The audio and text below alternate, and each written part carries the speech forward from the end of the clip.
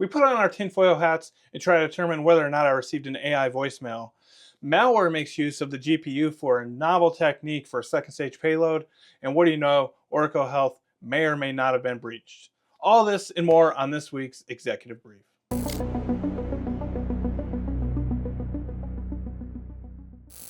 Hello everyone and welcome back to another week of our Cybersecurity Executive Brief. I am Corey Wolf, Director of Offensive Security here at Risk 360, and today is Wednesday, April 2nd, 2025, and I want you to get your tinfoil hats on and listen to something with me. Today I received a voicemail that when I initially heard it, I was about 90% sure that this was some AI that scraped my profile and then called me. You listen for 1 second. Make sure your tinfoil hat is on before we get into this discussion. Hey, Corey. This is Ryan. I had some questions about Red Team Village. Could you give me a quick call back when you get a sec? Thanks, Ben. Talk to you soon. Bye. Now, when I heard this message, I thought for sure that this was AI. It just felt like AI. That what he said, how he said it, the pauses seemed generated. I thought for sure it was AI. And, well, let's be honest, maybe it was AI, but called the number back, got a voicemail. It originally showed up as spam on my phone. So as you probably know, most of the time, if it's an actual person calling from their cell phone, it shows up as their name, right? So for me, it would say Corey Wolf or whatever in my name. However, it showed up as spam. I then received this voicemail, which I thought for sure had to be AI. Maybe it isn't. To be fair, I did talk to Ryan, and he was just trying to sell me something. But this got me to thinking, what's leaving people, cold callers, threat actors, people doing voice phishing, from just automating this whole process? It's pretty easy to see that, I'm the director of training at Red Team Village. If you just look at my, if you just look at my LinkedIn, or I don't know, probably Google me, I'm sure you could find it. It's not that hard. But what's keeping, cold callers and threat actors and everyone else from just taking some data from a CRM, throwing it into some sort of agentic app which gathers data and then automatically calls and leaves a voicemail? Maybe that's not what happened in this case. I don't know. At first, I was like, this is for sure AI. This has to be AI. And maybe it was. Maybe this is doing the cold calling for him. I don't know.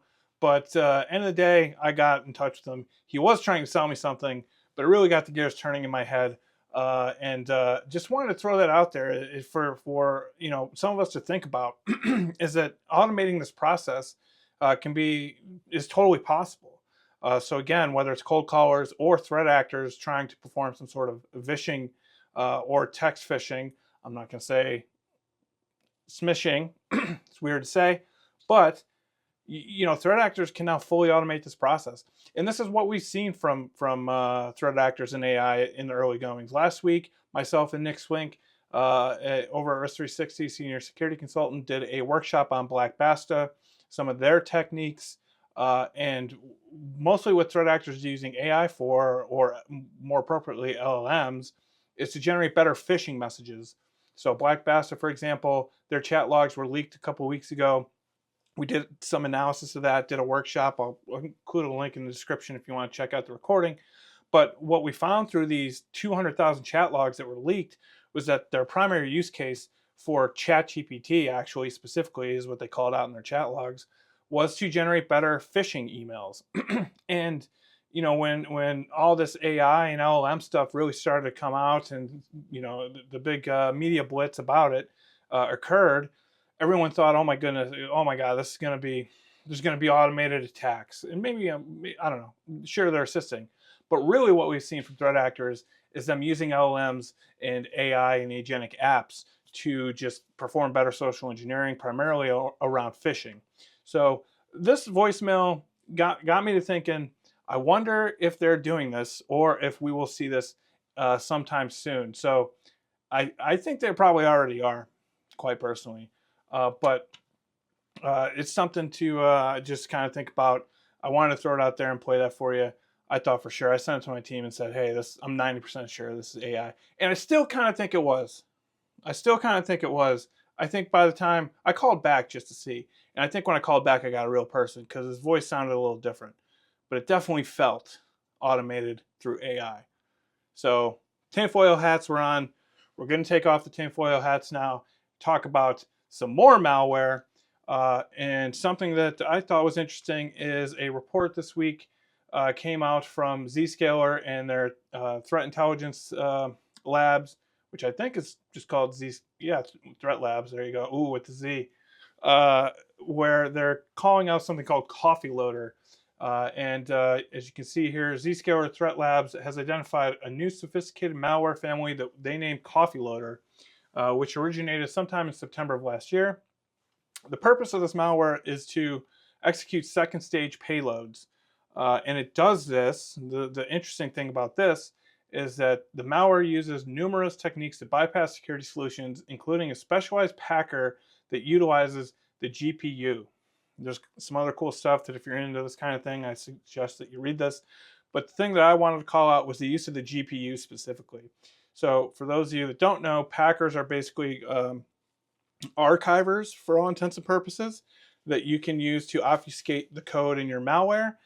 So in this case, what it's doing is it's utilizing a packer which then executes its obfuscated code into the GPU, which this would be helpful because it's specifically, as you can see here, the purpose of the malware is to download and execute second stage payload. So being able to execute the second stage of any sort of payload or attack chain that you're running is a good way to help get around EDR and that kind of thing.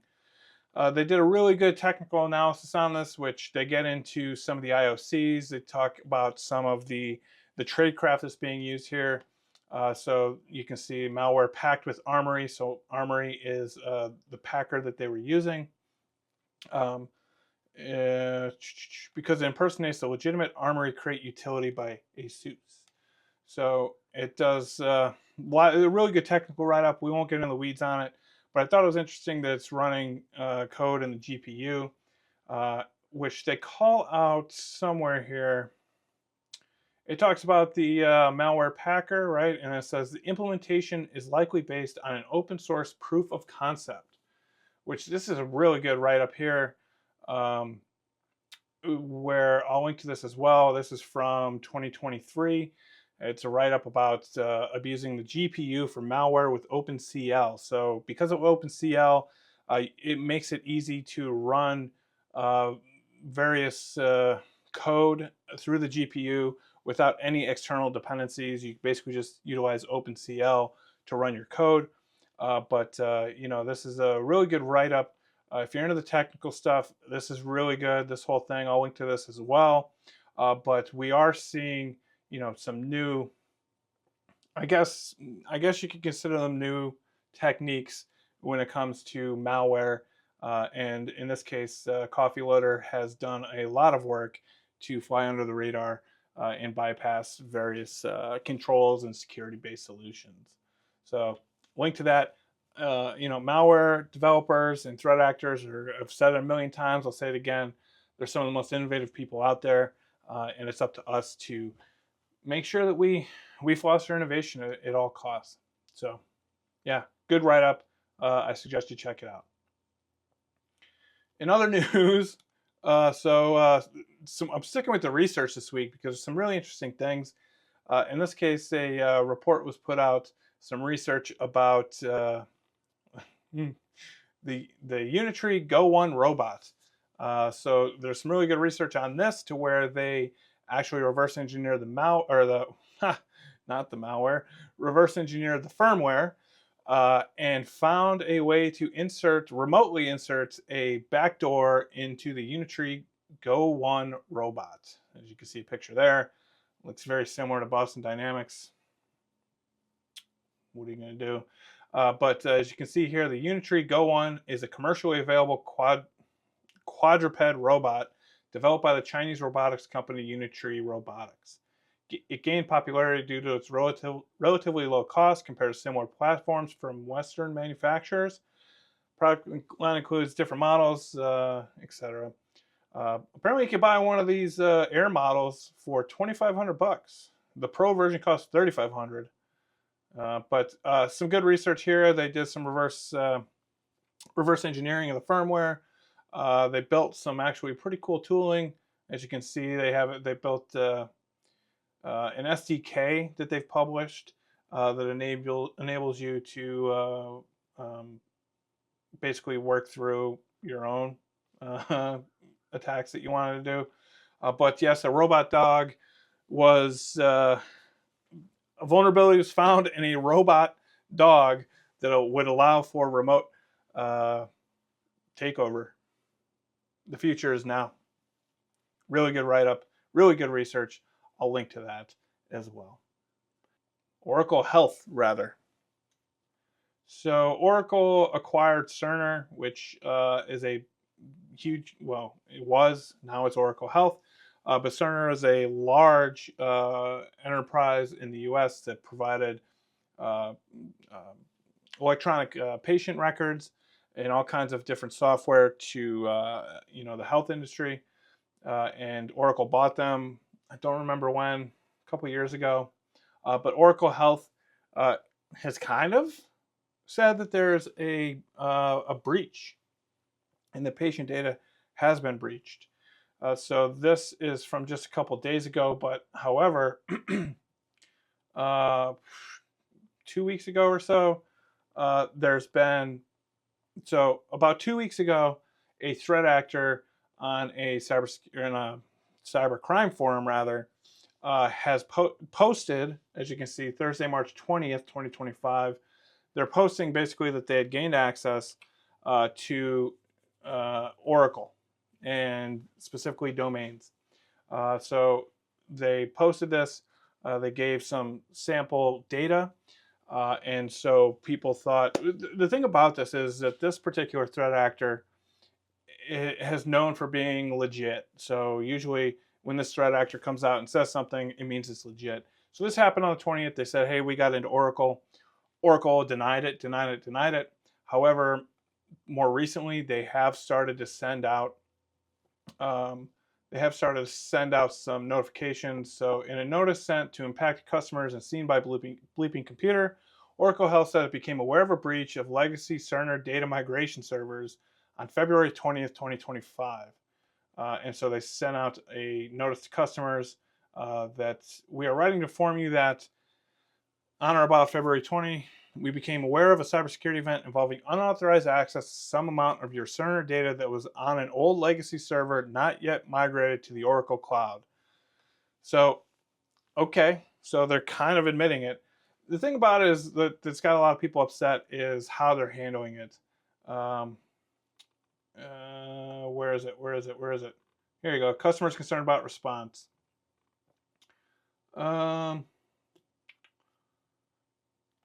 In conversations with numerous sources, Bleeping Computer learned that all formal communication was sent on plain paper rather than Oracle letterhead, and nor has the company formally acknowledged the breach as expected. That notification was sent by Seema Verma, the Executive Vice President and GM of Oracle Health. Furthermore, rather than providing written reports, Oracle Health has reportedly directed customers to communicate only with its Chief Information Security Office over the phone and not via email. So kind of sketchy. It seems like it happened. It seems like they were compromised. It seems like they denied it for quite 2 weeks or so. Not the greatest way to handle it. But apparently how this happened was a threat actor claimed to steal the LDAP authentication data. Oh, no, that's not it. Where is it? This one. This is what we're looking for here. They say the data, including, was stolen after hacking into login.regionname.oraclecloud.com, which, if that's true, Oracle in their response said that this legacy data hadn't been transferred to Oracle Cloud. Okay. But basically what happened here, they gained access. Let's see. Here you go. When asked how they breached the servers, the threat actor said that all of Oracle Cloud servers use a vulnerable version with a public CVE that does not currently have a public POC or exploit. bleeping computer cannot independently verify this is the case.